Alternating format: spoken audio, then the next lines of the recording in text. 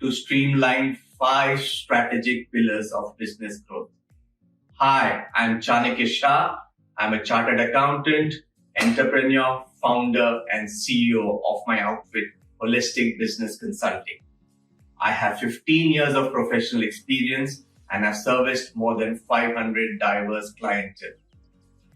In today's video, I will explain about the 5 strategic areas of business and its best practices.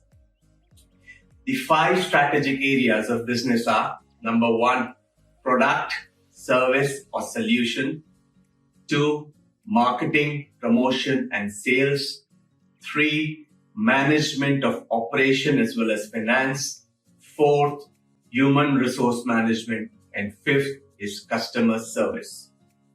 If you can proactively manage these areas, there will be less crisis management. You must adopt a viable system for proactive management. Here you have either of the 2 options. First, employ the right people or outsource some task at some stage of your business. Moving to the 5 strategic areas. Number 1, product, service or solution. This is probably the most difficult for business owners to delegate or outsource. Enhance your product, service, solution benefits by listening to your customers or clients, keeping a close eye on competitors. Second is marketing, promotion and sales. Marketing is experiencing a massive shift currently with digital marketing and social media. Marketing encompasses many issues like branding, your message, how you convey your value proposition, that is your unique selling proposition, marketing method or medium like TV, radio, advertising, press, digital media, social media. You then need to decide on your message to capture the interest of the customers. You need to work out what is the solution or benefits you can offer to customers. Remember, you need to appeal to the emotion to make a connection. More than the price, emphasize on solution and the benefit you can offer to your clients. Articulate your value proposition in a way that engages people to want to learn more. After ascertaining interest, you must keep track of contact details on a CRM system, that is a customer relationship management system, because not all customers buy immediately. A good CRM enables you to keep in close contact with potential customers and keep sending them messages and offers. If a customer has bought something from you once and had a good experience, he is likely to buy again.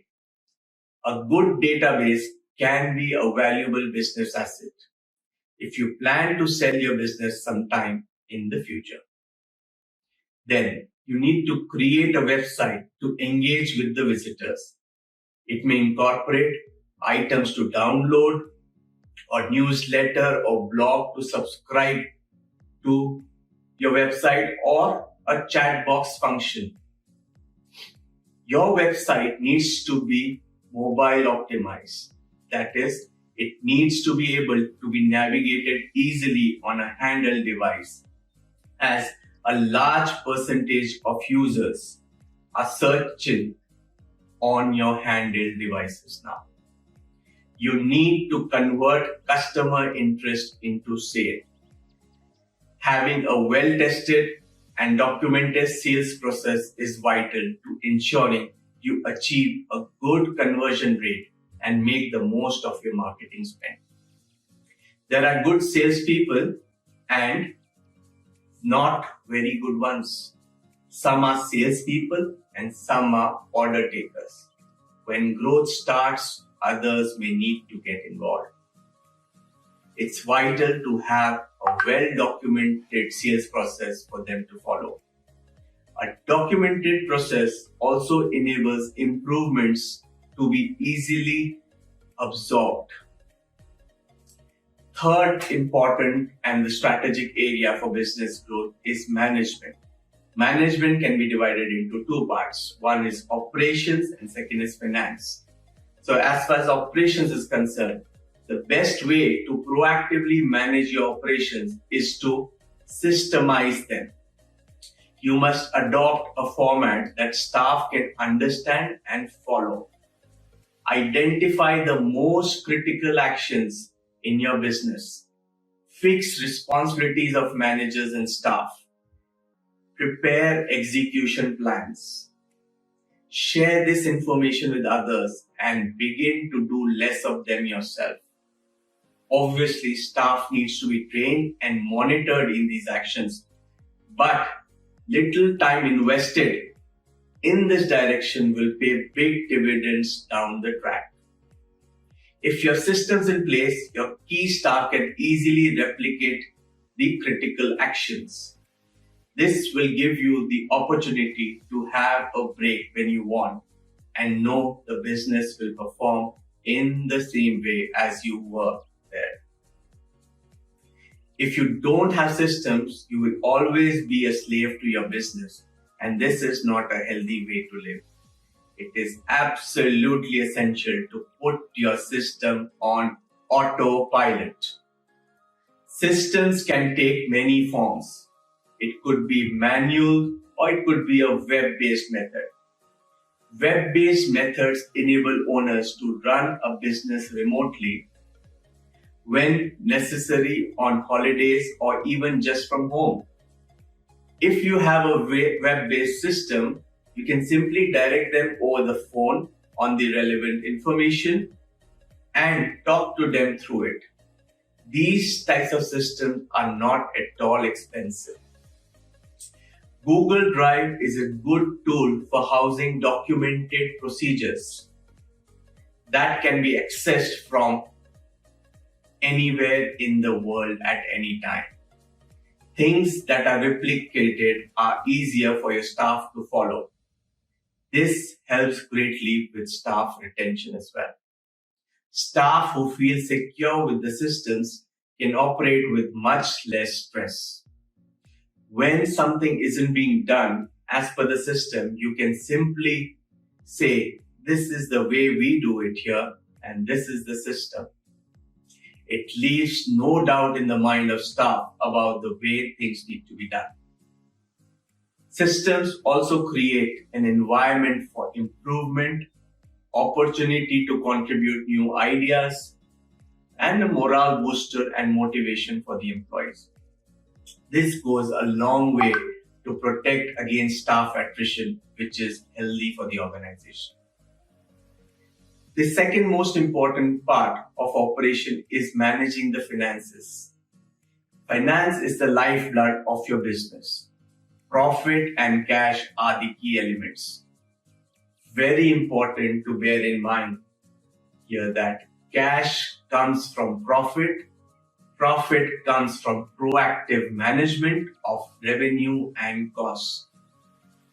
Timely and accurate reporting on net profit and cash flow helps you to plan and take advantage of opportunities. Running out of cash is a key reason for most of business failures. Which key areas need your utmost attention as far as finance is concerned? Number one is break-even point. Break-even point, or BEP, is the number of sales needed to cover the cost and overheads, that is, to avoid losses. This is a great place to begin making a profit. The second is costs. These are the direct costs of creating your product or service, like labor, material. They can be directly compared against your sales to determine if service is profitable or not. It is essential to know the true cost of your product or service. It enables us to charge the right price to ensure a good gross profit. It's vital to understand your gross profit because if you can't make an acceptable gross profit, you're not likely to make a net profit. That is profit after covering all the expenses. The third component is pricing. Pricing is impacted by the cost of delivering your product or service. If you want to make a profit, you need to charge a price that will cover your costs as well as the running expenses. When market pressure dictates price, only room for maneuver might be reducing your costs. It's very common for costs to creep up, but price is kept the same and profit becomes eroded over a period of time. Many businesses fail into the trap of not maintaining a process for constant small price increases. You can factor it into your contracts with customers or use increased costs as a reason for regular small increases. Most reasonable people understand that you can't constantly absorb cost increases without passing them on. If you deliver a good quality product or service, your customers should appreciate that you need to be profitable. Raising the subject of a price increase can be a good time to subtly remind your customers of why they deal with you. That is, use it as a marketing opportunity to let them know why you are the best at what you do. Make the invisible visible. Explain what you do that's better than your competitors and why it's actually more economical to deal with you. The fourth point is running expenses. Running expenses are incurred in day-to-day running of your business, like rent, salaries, admin cost, marketing cost, and so on.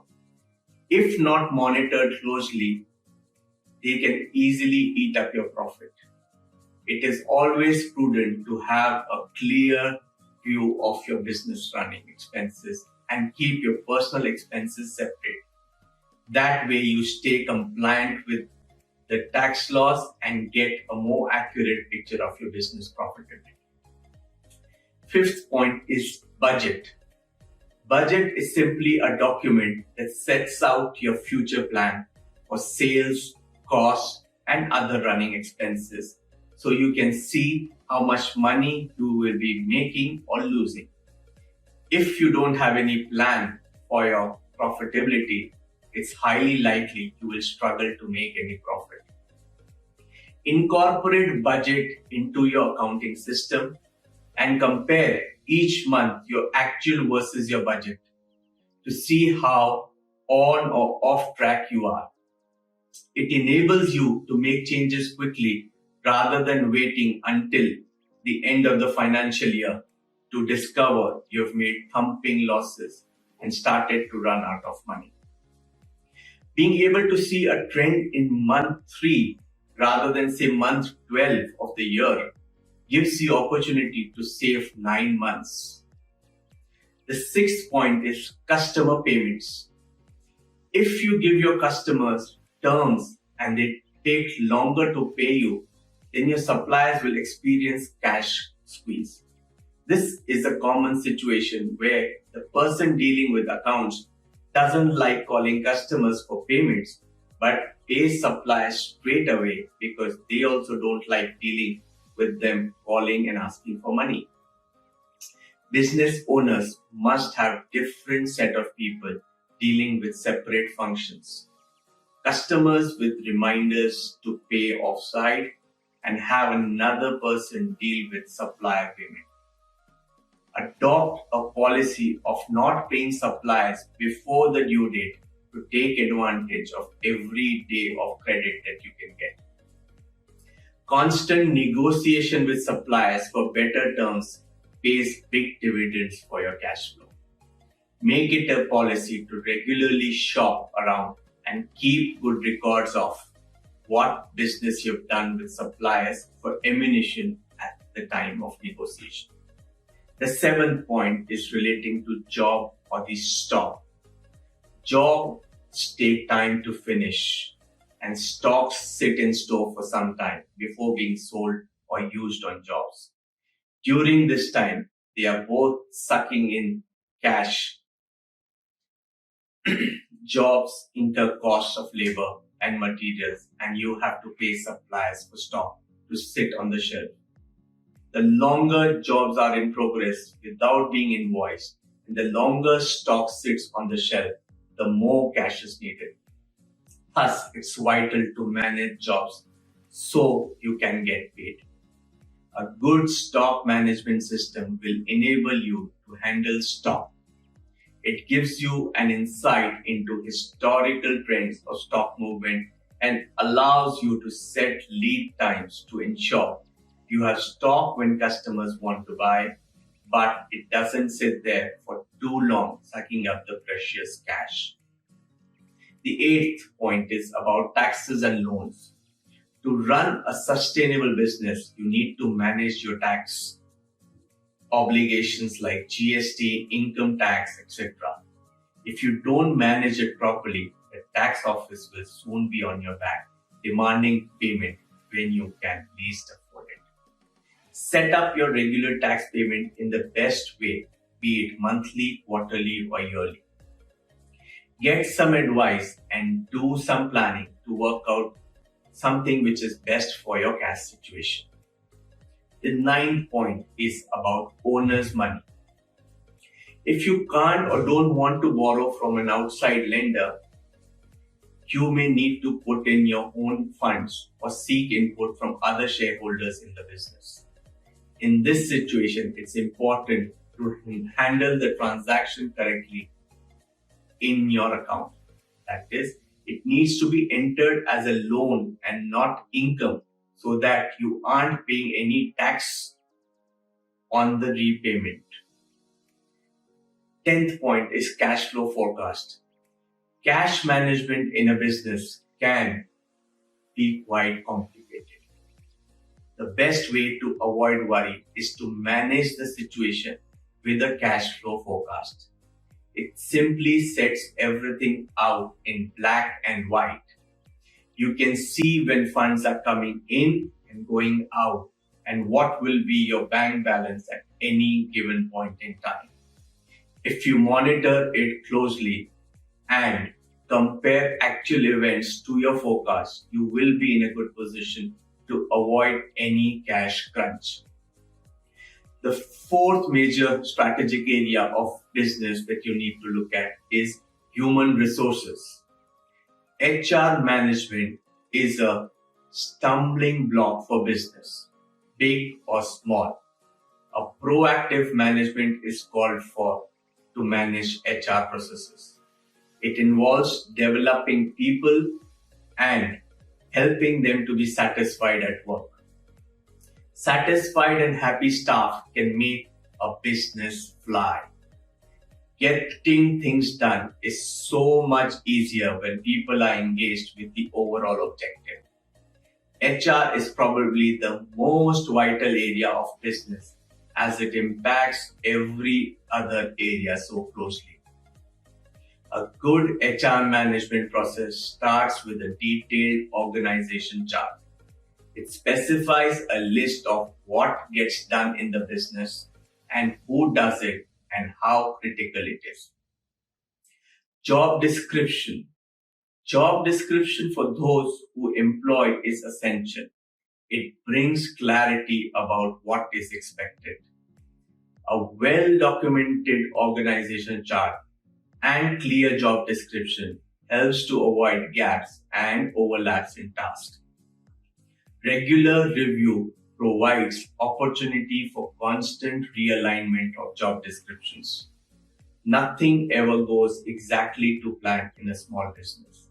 It is vital to keep reviewing things and developing as we proceed. Realigning job descriptions and discussing with staff gives them opportunity for input and helps you to be on the same page.